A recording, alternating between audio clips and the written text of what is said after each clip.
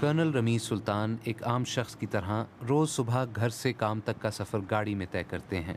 فرق صرف یہ ہے کہ کرنل سلطان کسی دفتر نہیں جاتے بلکہ شام کی جنگ میں ایک اہم محاذ کے کمانڈر ہیں۔ دمشق کے اس گھنی آبادی والے علاقے سے کچھ منٹوں کے فاصلے پر جوبار کا مقام ہے جو اس لڑائی کا ایک اہم میدان جنگ ہے۔ کرنل سلطان اور ان کا یونٹ ریپبلکن گارڈ سے تعلق رکھتا ہے۔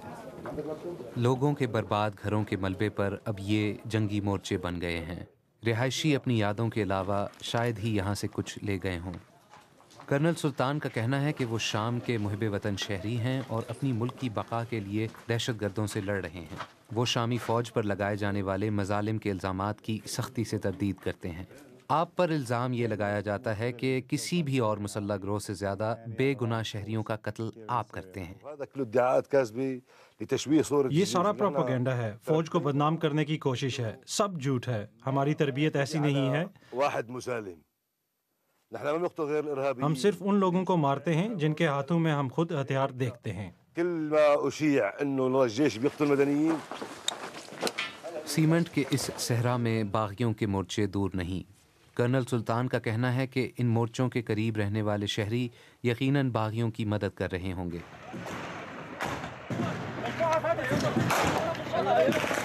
فوج ان پر سخت اور مسلسل حملے کرتی ہے لیکن اس کے باوجود وہ باغیوں کو شہر سے باہر دھکیلنے میں کامیاب نہیں ہوئی۔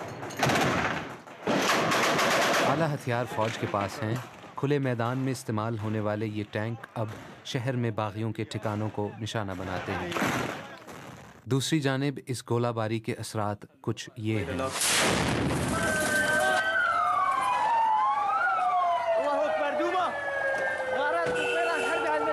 جب تک یہ جنگ جاری ہے شام سے پناہ گزین اور تشدد پوری دنیا تک پہنچتے رہیں گے۔ اس لڑائی نے خطے کو ہلا کر رکھ دیا ہے اور اب اس کے جھٹکے یورپ میں محسوس ہو رہے ہیں۔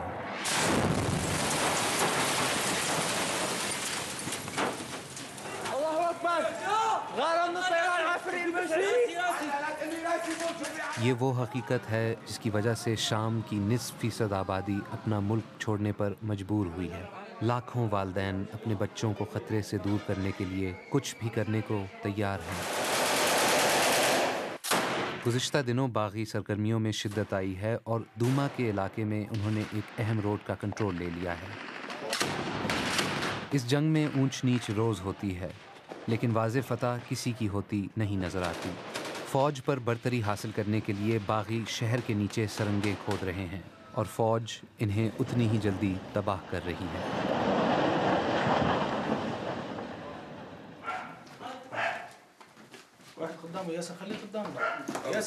یہ جنگ اب زیر زمین لڑی جا رہی ہے۔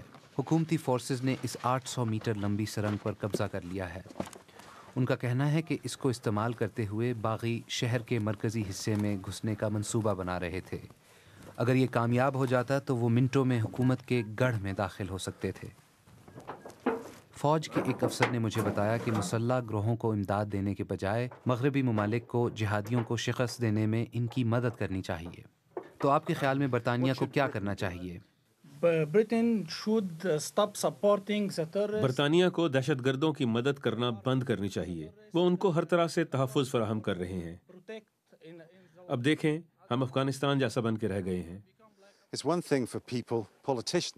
دور بیٹھ کر امن معاہدوں کی بات کرنے والے سیاستدان اس جگہ کی حقیقت کو شاید نہیں سمجھ پا رہے۔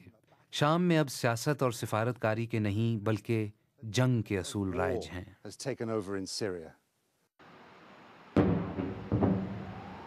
دمشق کے ہر حصے میں اب جنگ کی آوازیں آتی ہیں۔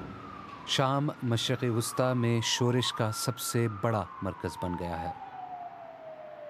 روزانہ کی لوڈ شیڈنگ کا مطلب ہے کہ رات اندھیرے میں گزرتی ہے اور شام کا مستقبل بھی شاید انہی اندھیروں میں گم ہو رہا ہے۔